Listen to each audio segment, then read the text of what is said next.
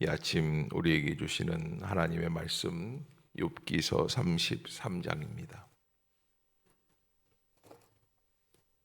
제 33장.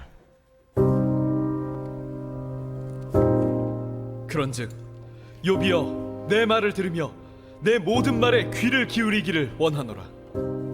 내가 입을 여니 내 혀가 입에서 말하는구나. 내 마음의 정직함이 곧 내 말이며 내 입술이 아는 바가 진실을 말하느니라. 하나님의 영이 나를 지으셨고 전능자의 기운이 나를 살리시느니라. 그대가 할 수 있거든 일어서서 내게 대답하고 내 앞에 진술하라. 나와 그대가 하나님 앞에서 동일하니 나도 흙으로 지으심을 입었은즉 내 위엄으로는 그대를 두렵게 하지 못하고 내 손으로는 그대를 누르지 못하느니라. 그대는 실로 내가 듣는 데서 말하였고 나는 그대의 말소리를 들었느니라. 이르기를 나는 깨끗하여 악인이 아니며 순전하고 불의도 없거늘 참으로 하나님이 나에게서 잘못을 찾으시며 나를 자기의 원수로 여기사 내 발을 착고에 채우시고 나의 모든 길을 감시하신다 하였느니라. 내가 그대에게 대답하리라. 이 말에 그대가 의롭지 못하니 하나님은 사람보다 크심이니라. 하나님께서 사람의 말에 대답하지 않으신다여 어찌 하나님과 논쟁하겠느냐. 하나님은 한 번 말씀하시고 다시 말씀하시되 사람은 관심이 없도다. 사람이 침상에서 졸며 깊이 잠들 때에나 꿈에나 밤에 환상을 볼 때에 그가 사람의 귀를 여시고 경고로써 두렵게 하시니 이는 사람에게 그의 행실을 버리게 하려 하심이며 사람의 교만을 막으려 하심이라. 그는 사람의 혼을 구덩이에 빠지지 않게 하시며 그 생명을 칼에 맞아 멸망하지 않게 하시느니라. 혹은 사람이 병상의 고통과 뼈가 늘 쑤심의 징계를 받나니 그의 생명은 음식을 싫어하고 그의 마음은 별미를 싫어하며 그의 살은 파리하여 보이지 아니하고 보이지 않던 뼈가 드러나서 그의 마음은 구덩이에 그의 생명은 멸하는 자에게 가까워지느니라. 만일 일천천사 가운데 하나가 그 사람의 중보자로 함께 있어서 그의 정당함을 보일진대 하나님이 그 사람을 불쌍히 여기사 그를 건져서 구덩이에 내려가지 않게 하라. 내가 대속물을 얻었다 하시리라. 그런즉 그의 살이 청년보다 부드러워지며 젊음을 회복하리라. 그는 하나님께 기도함으로 하나님이 은혜를 베푸사 그로 말미암아 기뻐 외치며 하나님의 얼굴을 보게 하시고 사람에게 그의 공의를 회복시키시느니라. 그가 사람 앞에서 노래하여 이르기를 내가 범죄하여 옳은 것을 그르쳤으나 내게 무익하였구나. 하나님이 내 영혼을 건지사 구덩이에 내려가지 않게 하셨으니 내 생명이 빛을 보겠구나 하리라. 실로 하나님이 사람에게 이 모든 일을 제삼 행하심은 그들의 영혼을 구덩이에서 이끌어 생명의 빛을 그들에게 비추려 하심이니라. 욥이여, 내 말을 귀담아 들으라. 잠잠하라, 내가 말하리라.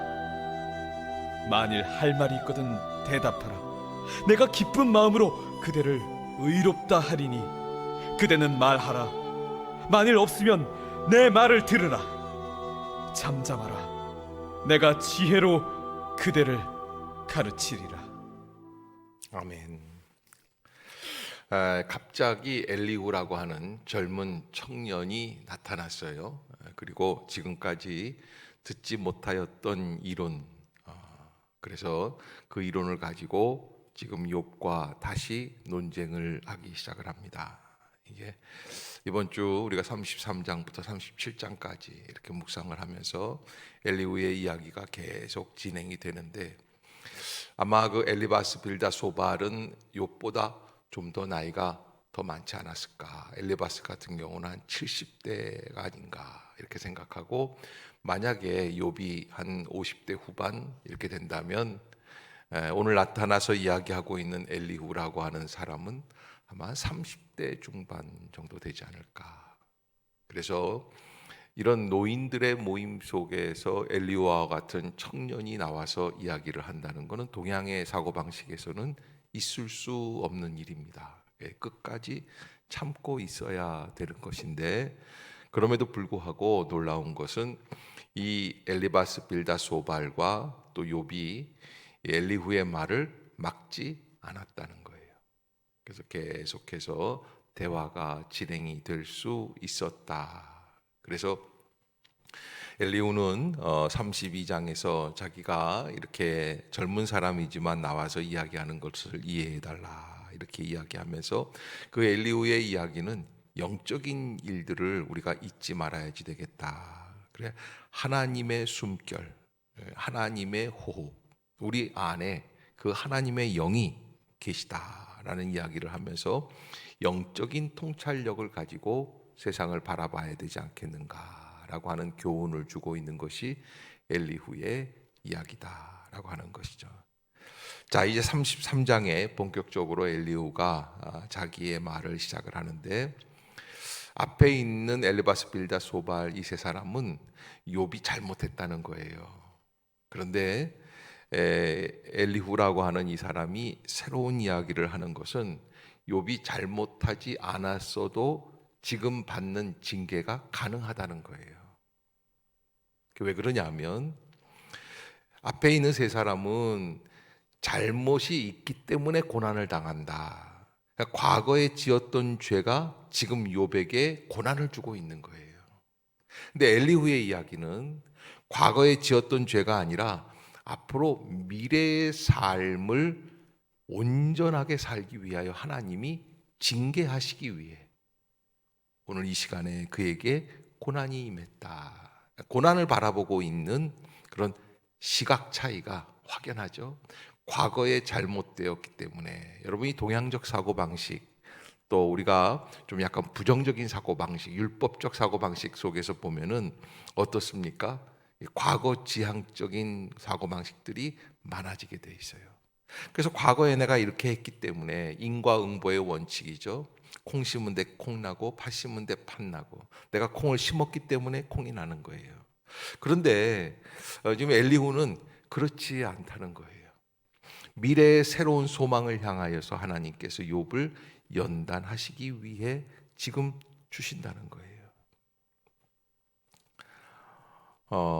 욥이 사실은 깨끗하다고 하지만 또 그렇지 못할 수도 있다. 그렇게 말씀을 하면서, 그러면서 어찌 사람이 하나님 앞에서 논쟁할 수 있는가? 하나님은 한번 말씀하시고 다시 말씀하시되 사람은 관심이 없도다. 그러면서 이제 무슨 이야기를 하느냐면 19절부터 징계에 관한 말씀에 대해서, 혹은 사람이 병상의 고통과 뼈가 늘 쑤심에 징계를 받나니 그의 생명은 음식을 싫어하고 그의 마음은 별미를 싫어하며 그의 살은 파리하여 보이지 아니하고 보이지 않던 뼈가 드러나서 그의 마음은 구덩이에 그의 생명은 멸하는 자에게 가까워지느니라. 아마 욥에 대한 이야기인 것 같지만 징계를 받고 있는, 그래서 연단을 받고 있는 사람의 마지막까지 내려가는 모습, 그게 마치 죽은 자와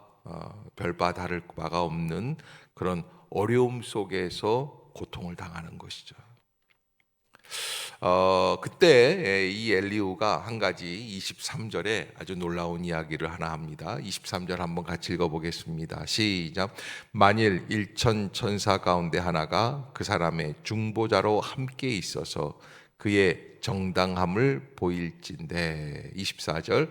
하나님이 그 사람을 불쌍히 여기사 그를 건져서 구덩이에 내려가지 않게 하라. 내가 대속물을 얻었다 하시리라. 아멘. 자, 여러분, 우리가 연단 속에서, 징계 속에서 발견해야 될 것이 무엇인가? 엘리후가 한 가지 이야기하는데, 일천 천사 가운데 1000명의 천사가 있어요. 근데 그 중에 하나가 있어요. 그 하나의 천사가 어떤 존재로 있느냐면 중보자로 함께 있어요. 그러니까 여러분, 욥도 지난번에 앞에서 이야기를 했지만 중보자가 없다라는 이야기를 하지 않았습니까? 왜 이렇게 중보자가 없을까? 그런데 엘리후는 중보자를 보았다는 거예요. 일천 천사 가운데 한 사람, 이 중보자가 있어서, 그래서 그의 정당함을 보일진데, 그의 정당함이라는 것은 그가 정정당당하게 하나님 앞에서 의로운 존재라는 것이 아니라 하나님 그를 온전하게 해 주시옵소서, 중보자로 인하여 정결함을 받을 수 있게끔 해 준다는 거예요. 그게 바로 누구입니까? 예수 그리스도의 소망의 역사죠. 그래서 하나님께서 그 사람을 불쌍히 여겨서 그를 건져 구덩이에 내려가지 않게 하고 내가 대속물을 얻었다 말씀하실 것이다. 이 구덩이라고 하는 것은 이 중동 사막 지방에 있어서는 물을 담아두는 깊은 웅덩이를 다 파둔다고 하는데, 그 웅덩이에 물이 우기 때 물을 다 채워 넣는다는 거예요. 너무 깊기 때문에 사람이 한번 빠지면 나올 수가 없다는 거예요. 다 구덩이에 내려가면 죽을 수밖에 없는 인생인데, 그래서 하나님께서 그 중보자로 인하여서 인간을 그 구덩이에 내려가지 않게 해 주시겠다. 엘리후가 보고 있는 중보자의 능력입니다. 그렇게 하면 25절에 그런즉 그의 살이 청년보다 부드러워지며 젊음을 회복하리라. 아멘. 여러분, 그렇습니다. 우리가 이 중보자의 능력이 어디에 있습니까? 하나님과 죄인 사이에서 우리의 연약함을 토로하고 하나님 앞에 간구함으로 말미암아 다시 한번 새로워질 수 있는 기회를 줄 수 있는 것, 그것이 바로 예수 그리스도의 중보의 능력이죠. 그러면 어떻게 됩니까? 그러면 청년보다 부드러워지고 젊음을 회복하는 은혜, 우리의 인생이 기쁨과 감사와 은혜로 가득하게 된다. 그래서 26절에 그는 하나님께 기도함으로 하나님이 은혜를 베푸사 그로 말미암아 기뻐 외치며 하나님의 얼굴을 보게 하시고 사람에게 그의 공의를 회복시키시느니라. 그래서 우리가 하나님 앞에서 마땅히 가야 할 길들이 바로 그러한 길들이다. 하나님은 우리를 은혜 가운데 불러주시고 새로운 역사를 열어갈 수 있도록 인도해 주신다. 자, 우리가 어떤 관점으로 바라보고 있느냐가 가장 큰 인생의 문제라고 할 수 있습니다. 예전에 미국 어느 시골 마을에 빌리라고 하는 조그마한 아이가 있었는데, 얘가 친절하고 인사하고 잘하고 명랑하고 다 좋은데 한 가지, 말이 너무 많아요. 남자애가 그냥 무슨 딱따구리처럼 다다다다다 얘기를 하고 다니는 거예요. 그냥 얘가 한번 사람을 붙잡으면 사람들의 혼을 쏙 빼놓는 거예요. 그냥 떠드는 거죠. 다 모든 마을 사람들이 어느덧 이 빌리 조그만 아이를 외면하게 돼요. 왜? 하도 떠드니까. 그런데 그 중에 한 사람, 할머니 한 분이 빌리를 부르더니, 빌리야, 나는 심심하다. 네가 해주는 말이 재미있구나. 한번 얘기 좀 해주렴. 그러면서 빌리가 한참 떠든 다음에 이런 얘기를 했다는 거예요. 내가 너의 말솜씨를 보니까 너는 앞으로 해야 할 일이 하나 있다. 너 그런 탁월한 말솜씨를 가지고 너는 부흥사가 되렴. 하나님의 복음을 증거하는 사람이 돼봐. 그러면 너는 앞으로 많은 사람들에게 예수님의 복음을 전할 수 있을 거야. 그러니까 여러분, 참 이상하죠?